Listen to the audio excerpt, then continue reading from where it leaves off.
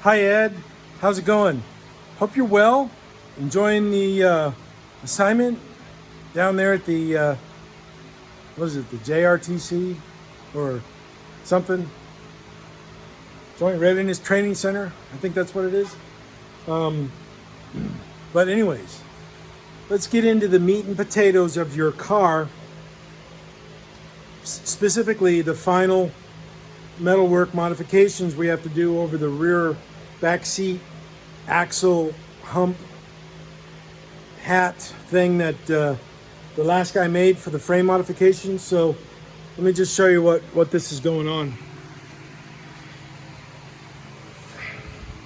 Use the paper as a template to where the metal will go. So we'll take this template out and we will put it down on some sheet metal, and we'll fit the sheet metal to fit the template, the paper template, and we'll add in some bead rolls, you know, in all three segments. And there's the third segment back here, you know, the third section of the paper. And it's not in its final place right now. Right now the paper is angled back too much. So the paper is going to come right about to here. So that part of the floor we're going to have to cut out a little bit more to make this part of the covering to not be sticking back. It'll be more flat down, so it'll look better. And of course we'll put bead rolls in that too, so it'll be good to go.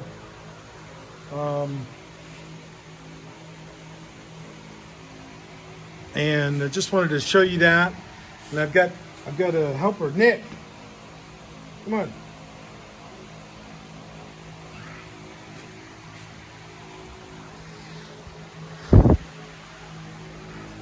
Everybody, this is Nick Bedema, Sergeant Bedema, Scout. I've known Nick since 2006 or 2007 when he lost his leg in Iraq. And we were in the wounded, what was that, medical hold company together? Yeah, transition battalion. Yeah, the medical transition battalion. So I've known Nick for many years, and he's wanted to come by a couple times and help out. And today's his first day over here actually doing something. The other times he's come over and we just kind of sit around and talk about stuff. But so Nick, just tell a little bit about yourself and what you want to do here, where you see yourself maybe in a couple months after helping me, getting this thing back on the road, getting it, you know, assembled as much as possible. Assembled something, getting it running and just learning something new instead of sitting at home doing nothing, being retired, and come over and work with you. Yeah.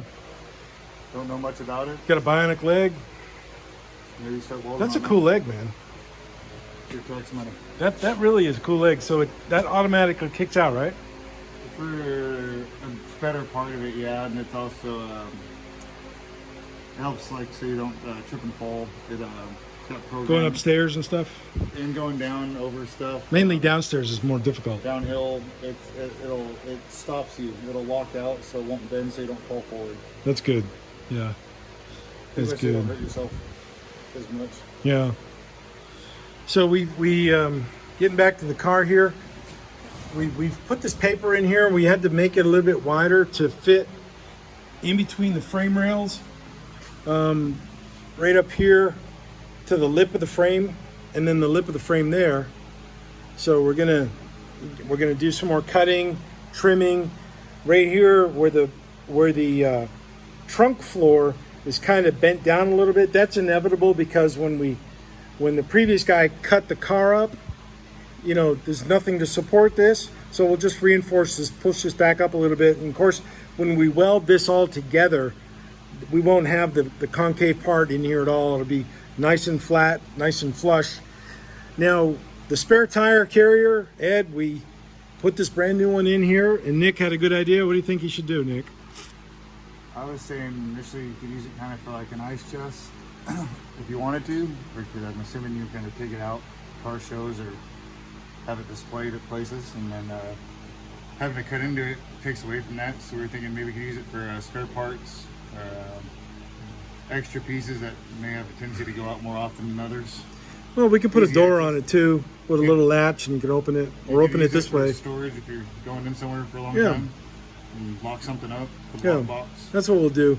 We're going to lose a little bit here too. Right along where my finger is, that's where we're going to have to cut the floor. Right about there, maybe about 2 inches back, 2.5. Probably right even with the frame. Right. Probably right at the beginning of the frame. And then the corners, we'll make a template to go over this part of the frame that sticks in. It sticks into the, that will appear to protrude. So we'll cut a piece of paper and shape it over that. And then it will be welded to the wheelhouses here and over there. So when we take the body off again to blast the frame and take the frame down to get powder coated, this part right here will stay with the body. This center part. And this is all part of the body right there.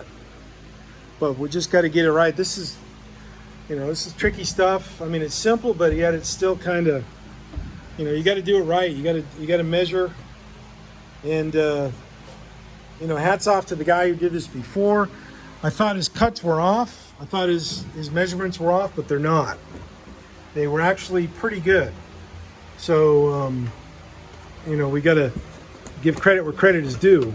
I'm all for that. And of course, if somebody's ass needs chewing, we can let them know too, right? Just treat everybody fairly. So, it's really about it, man. I mean, showing that. Of course, there'll be follow-up videos showing this being completed. So it's coming good. It'll be good. Any final words, Nick? See you next time. Yeah. That's about it, man. 7 minutes in. So, okay, Ed, take care. And folks, people of interest, thank you very much for watching. If you haven't done it yet, go ahead and subscribe and hit the bell button so you know when I upload new videos. So I don't like to keep the videos too long. 6 or 8, maybe 9 minutes long if it's something good, something interesting that I like to have you know, or at least I capture what I'm doing for the moment and share it. That's it. Nothing else, nothing more. Okay? Peace, choose, be good. See ya. Say bye. See you later, guys. See ya.